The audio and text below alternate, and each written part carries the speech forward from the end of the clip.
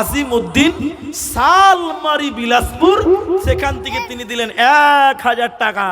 জি, একটা মানুষ দিয়েছে, গরু তো দেয়নি, ঠিক আছে যাও, জাযাকাল্লাহ হায়াকাল্লাহ বারাকাল্লাহ। একটা মানুষ দিয়েছে, আল্লাহ 10 টাকা দান। রেবিনা খাতুন দেখো 400 দান, এই দান কবুল করো তুমি দয়াবান। আমি দোয়া দিব কত জন্নতে তাহারা, গুনাহ খাতা মাফ করো তুমি দয়াবান।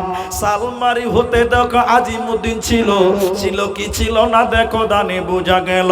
তোর রাহি 1000 দিয়ে গেল দান, উদ্দেশ্য পূরণ করো তুমি মেহেরবান। আমিন আমিন আমিন। মা বোন আপনারা দান করুন।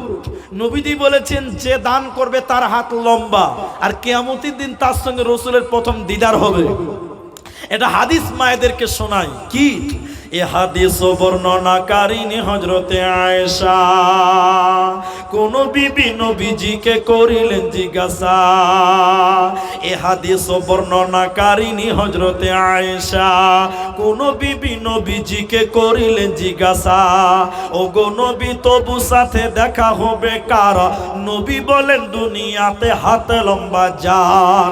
মা আয়েশা বলেন এ কথা যখন শুনিলাম কানেতে, কাটো খণ্ড লয়ে হাতে লাগিলাম মাপিতে।